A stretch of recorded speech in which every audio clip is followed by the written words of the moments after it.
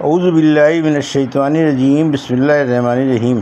الحمد للہ رب العالمین والصلاۃ والسلام علی سید المرسلین وخاتم النبیین، اما بعد۔ صحیح بخاری باب کتاب القدر، حدیث نمبر 6617، اردو ترجمہ۔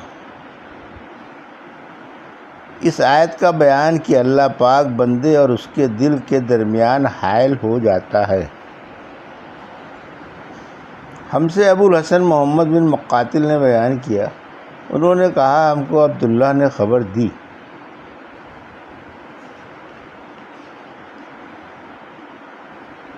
انہوں نے کہا ہم کو موسیٰ بن عقبہ نے خبر دی۔ ان سے سالم نے بیان کیا اور ان سے عبداللہ رضی اللہ عنہ نے بیان کیا کہ اکثر نبی کریم صلی اللہ علیہ وسلم قسم کھایا کرتے تھے کہ نہیں، دلوں کو پھیرنے والے کی قسم۔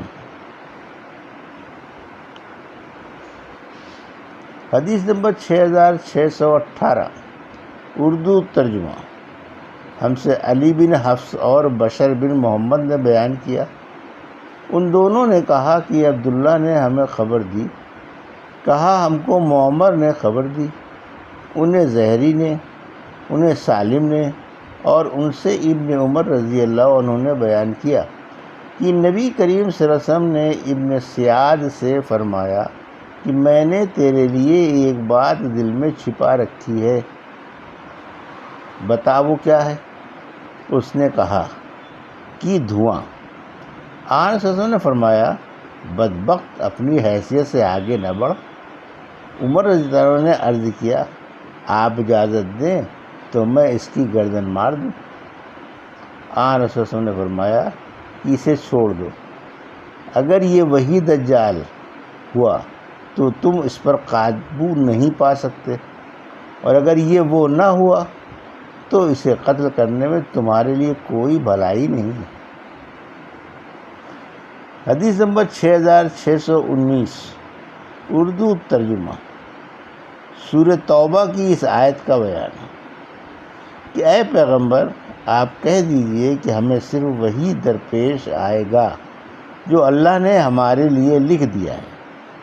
اور مجاہد نے بفاطنین کی تفسیر میں کہا تم کسی کو گمراہ نہیں کر سکتے مگر اس کو جس کی قسمت میں اللہ نے دوزخ لکھ دی ہے۔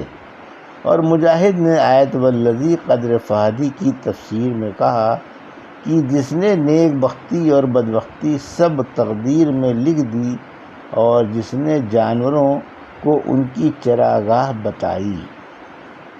مجھ سے اسحاق بن ابراہیم حنظلہ نے بیان کیا، انہوں نے کہا مجھ کو نظر نے خبر دی، انہوں نے کہا ہم سے داؤد بن ابی الفرات نے بیان کیا، ان سے عبداللہ بن بریدہ نے بیان کیا، ان سے یحییٰ بن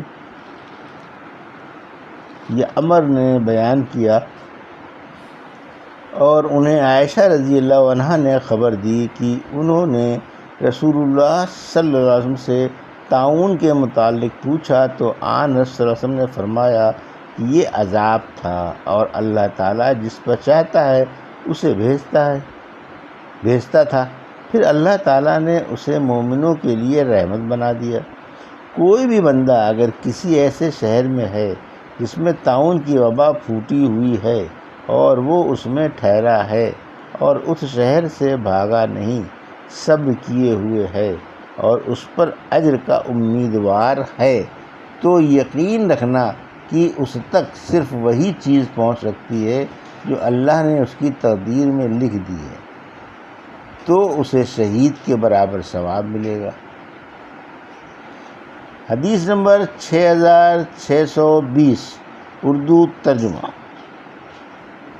آیت وما کنا لنہتدی کی تفسیر۔